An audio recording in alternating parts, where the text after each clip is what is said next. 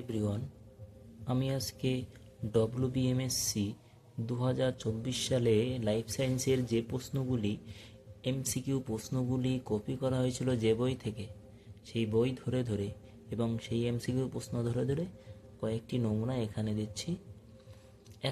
26 নম্বর প্রশ্ন হলো, অস্ট্রেলিয়াম কোন প্রাণীর দেহে পাওয়া যায়? এটা এসেছিল। দেখো, এই বইয়ের 636 পৃষ্ঠা 26-এর দাগে অস্ট্রেলিয়াম পাওয়া যায় কোন প্রাণীতে।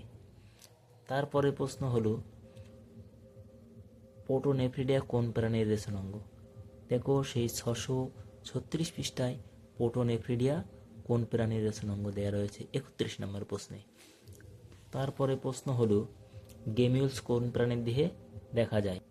দেখো, গেমিউলস কোন প্রাণীর দেহে দেখা যায় 638 পৃষ্ঠা 75 নম্বর প্রশ্নে। গেমিউলস দেখা যায় কোনটিতে?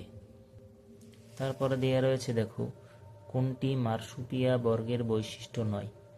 দেখো, ওই 639 পৃষ্ঠা 16 নম্বর প্রশ্নে দেওয়া রয়েছে কোনটি মার্সুপিয়া বর্গের বৈশিষ্ট্য নয়।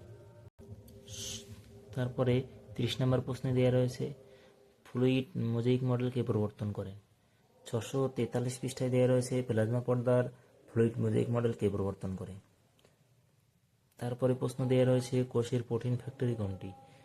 643 পৃষ্ঠা 9-এর দাগের প্রশ্ন। দেখো, কোষের প্রোটিন ফ্যাক্টরি। তারপরে অপশনগুলো দেওয়া রয়েছে।